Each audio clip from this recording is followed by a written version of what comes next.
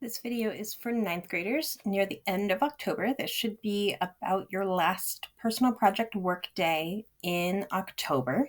So this is wrapping up the reflection around all of your learning skills, your organization skills, that big emphasis we put on the ATLs throughout October. In November, you're going to start the research, which aligns with some of the stuff you'll do in 10th grade, so you might see some of that again.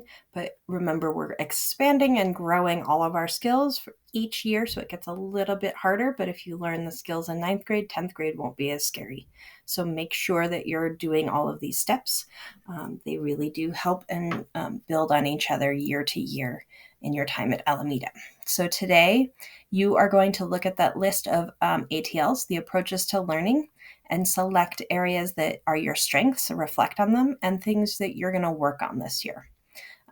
So in your process journal, you'll see those are the same questions, and that link is right there for the ATLs.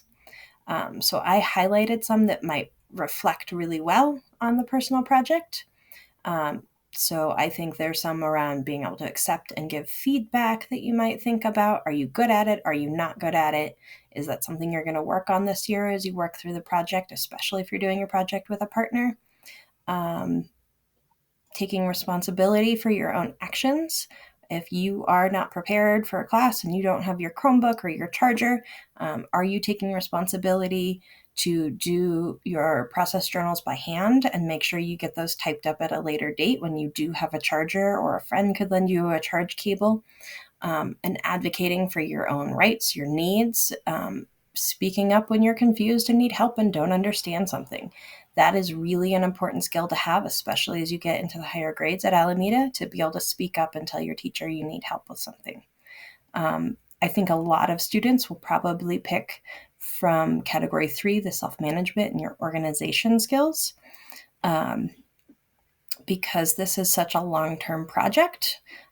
Meeting those long-term deadlines when it's spaced out and kind of wonky, as you have a day here or there in advisement that is dedicated to this project with so many other things crammed into advisement, that might be a challenge and something you're going to work on this year. So take a minute and look through this list. There's a lot of things of those soft skills you're building as you are in school to prepare you for adult life. I promise most of your teachers would say 90% of these things are skills they still use today in their job and in their lives. So pick 1 to 3 that are strengths, explain why, 1 to 3 areas that you're going to work on, and maybe write a plan of action of how you're going to work on those. Are you going to use sticky notes around your house the way I do to remind yourself to bring your charger every day?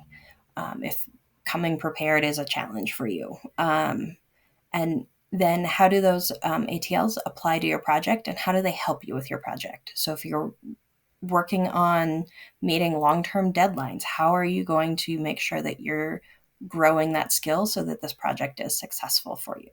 So that should be your last process journal entry for October.